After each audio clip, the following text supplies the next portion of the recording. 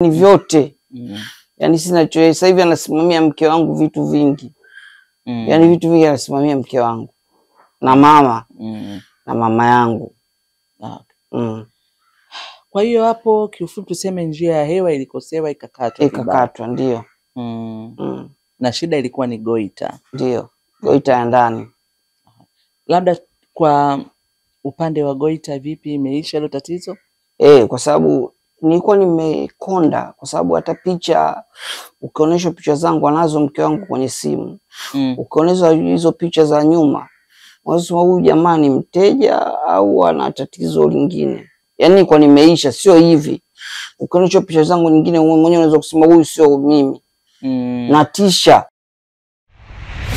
Mpenzi mtazamaji wa Global TV, kweli kabla hujafa hujaumbika, na msemo huu umeenda moja kwa moja kwa kijana au baba Ibrahim Farijara. Yeye amekutwa na msukosuko, naweza kusema ni msukosuko mkubwa kweli kweli, kwa sababu alikuwa amekwenda kwenye hospitali moja ambayo siwezi kuitaja jina hapa, kwenda kwa ajili ya kupata matibabu ya goita ya ndani, lakini kwa bahati mbaya madaktari walikosea kidogo, wakakata baadhi ya mishipa ambayo inamsababishia kuweza kupata kupumua au kupata hewa. Kwa hiyo mpaka sasa hivi anapata hewa yake ya kupumua kupitia kidude maalum ambacho kiko shingoni. Basi ungana na mimi Imelda Mtema, nyuma ya kamera niko na Simon. Twende tukamsikilize Ibrahim na tuambie ilikuwaje na nini ambacho sasa kinahitajika ili aweze kurudia au kurudisha ile hali yake ya zamani. Pole, kwa sababu pia naona, kwanza nataka kufahamu kabisa. Kwenye pua haupumui kabisa. Kwenye pua sasa hivi namshukuru Mungu kidogo naanza kupata harufu. Lakini mwanzo nilikuwa sipati harufu. Sasa hivi napata harufu kwa mbali. Ila mwanzo nilikuwa sipati harufu. Na kupumua unapumulia wapi? Hapa napumulia hapa. Unaona kama hivi. Kwa hiyo puani hapana. Basi kabla kuendelea mbele nikitaka kufahamu nini ambacho kilitokea. Ilikuwa ni mwezi wa 10 mwaka jana. Nilikuwa na goita. Lakini mimi mwenyewe kwa sijui. Jicho langu moja lilikuwa kubwa. Wakaangu walianza kugundua. Baada ya kugundua nikaenda kwenye hospitali fulani ya macho. Kubwa tu. Baada ya kwenda nikafanya vipimo. Baada ya kufanya vipimo ndio wakaniambia una goita. Baada ya kuniambia una goita, wakaniambia unahitaji kufanywa ufanye operation. Ila goita yako ni ya ndani. Nikamwambia hamna shida. Wakanipa dawa kwanza ili waweze kushusha hormones. Nikatumia dawa kwa muda wa almost mwezi mmoja nakumbuka. Baada ya kutumia zile dawa ndio siku nimeambiwa kwa ajili ya kufanya operation. Baada ya kufanya operation tulitumia masaa mengi. Kwa sababu operation huo wanasemaga itumie masaa mengi, ila walitumia kama almost 5 hours something. Kitu kama hicho, masaa 6. Basi baada ya hapo nikatoka, nikawa niko normal tu. Ilikuwa ni Jumatano. Alhamisi, Ijumaa kuamkia Jumamosi, kitu kama hicho, nikazidiwa. Baada ya kuzidiwa, mke wangu akawa anatafuta kwenye simu, alikuwa hapatikani. Na pale kwenye karatasi ilikuwa imeandikwa namba yangu mimi. Sasa Mungu tu si Asmani, mke wangu akawa amewasha simu. Washa simu ndo anakutana na miss call. Ikabidi mke wangu apige. Baada ya kupiga bwana mume wako amezidiwa sana. Mke wangu akachukua pikipiki kwa ICU. Kwa mimi kwenye hiyo hospitali. Baada ya kufika kwenye ile hospitali akakuta tayari pale mimi nishazima. Wanahangaika kunipump na zile mashine. Baada ya kufanywa hivyo kama moyo ulisimama. Yani nilikuwa niko normal. Ndani ya siku 3 ile ya 3 nikawa nimezidiwa. Yani moyo ukawa yani tuseme nikawa kama nimezidiwa tuseme. Baada ya kuzidiwa ndo mke wangu akapigiwa simu. Kupigiwa simu mke wangu kuja pale anakuta tayari mimi na wanatumia zile mashine zao kushtua moyo. Moyo wangu ukawa 100%. Ikabidi ichukuliwe pale ambulance. Ambulance yenyewe mke wangu anaambiwa achangie mafuta. Unaona mitihani. Basi mke wangu akasema hamna shida kwa sababu ni uhai wa mume wangu. Hamna shida. Mke wangu kaja na ile ambulance kunaisha Muhimbili. Kufika Muhimbili pale kuhangaika mara gesi sijui imeisha nini, yani majaribu yalikuwa mengi tu. Mungu si asmani, gesi ikapatikana, nikawa nimewekewa gesi pale, nikawa napumulia gesi. Ndani ya muda fulani moyo ukaumezima sasa. Nikawa wamekuja wameniwekea vile vikaratasi vyeupe na huku tayari miguu ikawa tayari ya baridi. Yani ikawa tayari mtu ambaye kama ameshakufa. Kuna daktari mmoja anaitwa Dr. Imran wa Muhimbili. Alipambana sana yule daktari. Alipambana sana. Yani kuanzia muda sijui ilikuwa ni saa 4 mpaka saa 12 anahangaika kushtua moyo. Kweli baadaye akamwambia subirini, huyu atakaa sawa. Nikakaa ICU siku 12. Ya 13 ndo naamka. Kuamka nikaanza upya maisha. Nimeamka mguu umeparalyze, siwezi kutembea. Yani nikawa nimeanza maisha upya na yani sielewi chochote.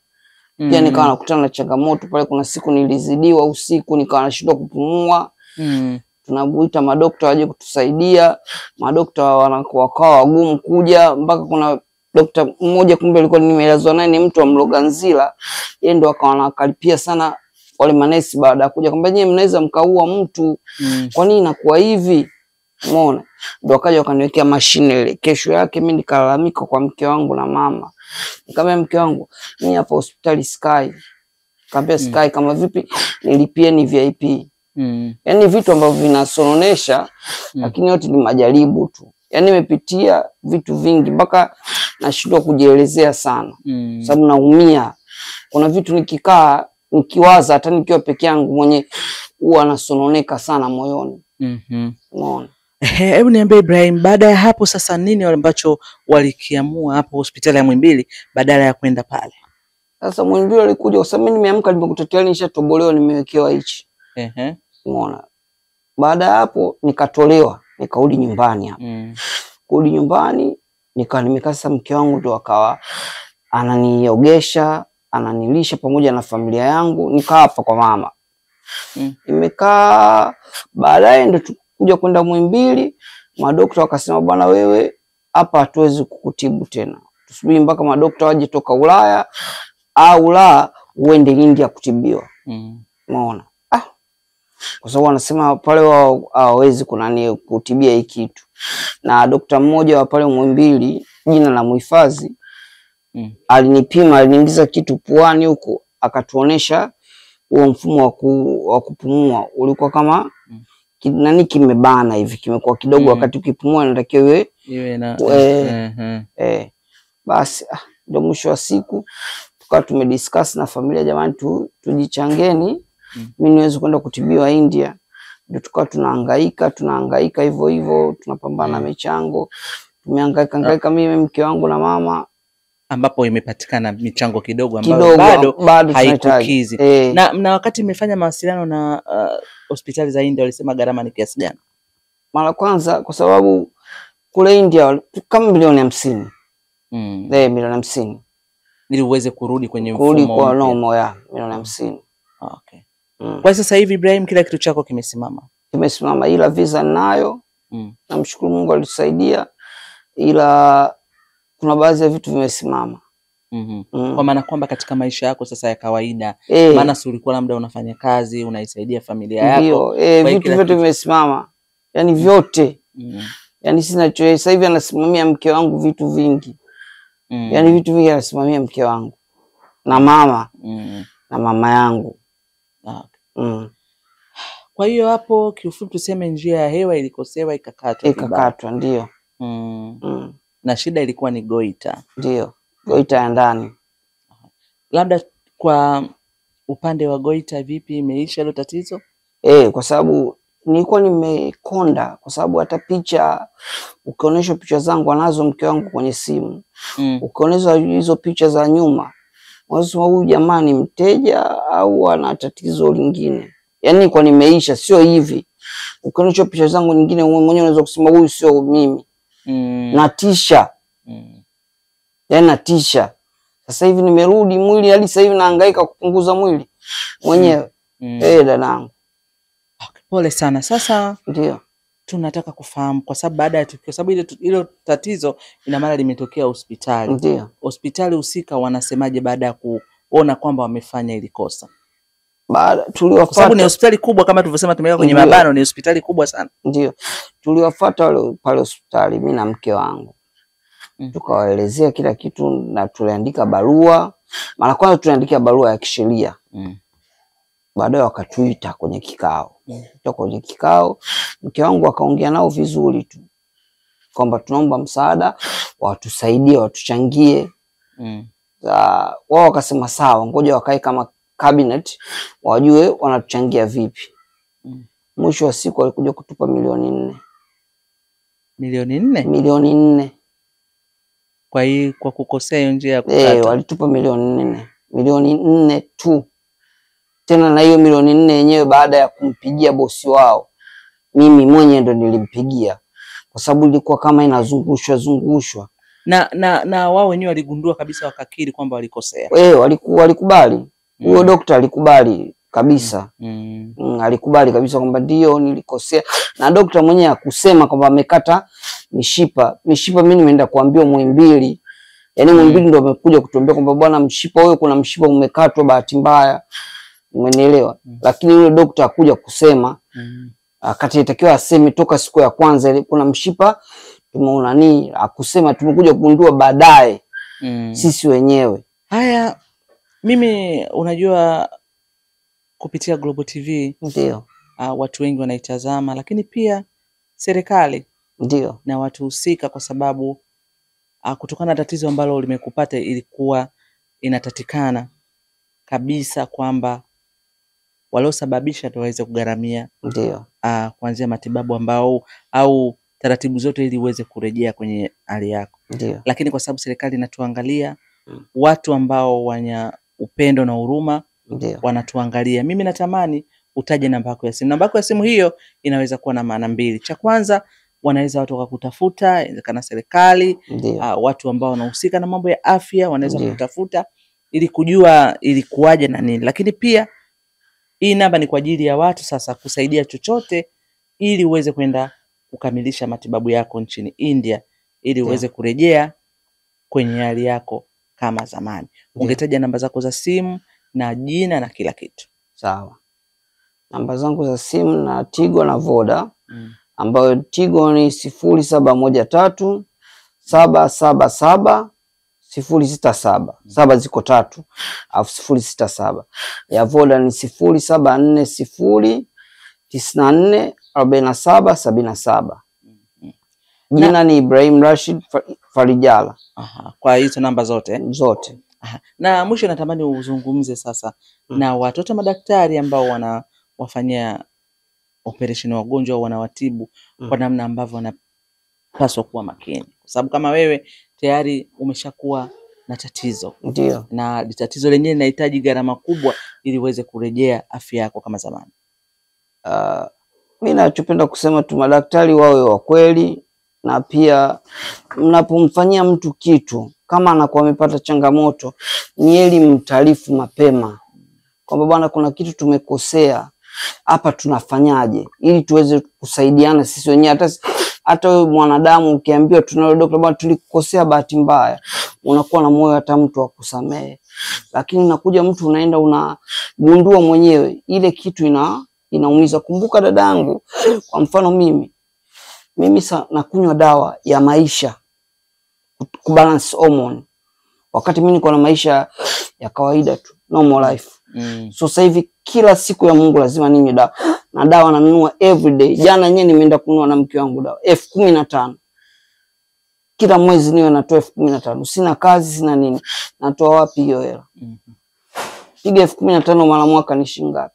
Na hilo tatizo la hormone limekuja baada ya hiyo kukata. Yani yule daktari alichokosea, alitakiwa atoe, kwa sababu yeye walisema mimi na kansa.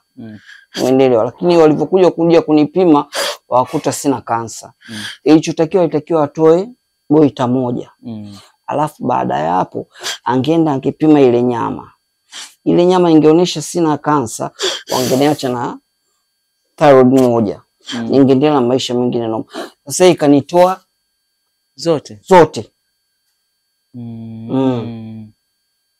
Kwa hiyo inabidi sasa ili uweze kubalance somo lazima uwe unakunywa dawa.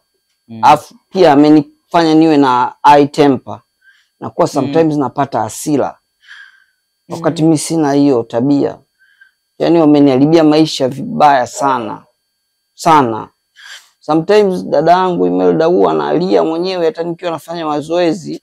Mimi mtoto wa kiume, ila kuna muda siwezi kuonesha mbele ya hata nyumbani hapa. Nikitoka asubuhi nafanya mazoezi huwa nakaa mwenyewe nalia. Afa nasema familia inamwachia Mwenyezi Mungu. Mimi naendelea na maisha yangu. Pole sana. Asante dadangu. Okay, dada kwanza pole. Asante. Na unaitwa nani? Mimi naitwa Julie Chitambo. Haya dada Julie, sasa kama ndio hivyo tumeongea na baba na akatueleza tatizo lake. Kiukweli ni tatizo kubwa sana, na wewe ni mama ambaye sasa hivi ndio unashikilia familia. Labda ulikuwa na lipi la kuzungumza? Kikubwa mimi kwanza namshukuru Mungu. Lakini pia naendelea kuwaomba Watanzania wenzangu na watu wengine wote, taasisi wenye uwezo kwa chochote waweze kutuchangia tuweze kufikia lengo kwa ajili ya kumtibia mume wangu.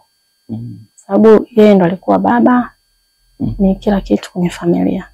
Kama hivyo sasa hivi kila kitu kimesimama, kinanielemea mimi.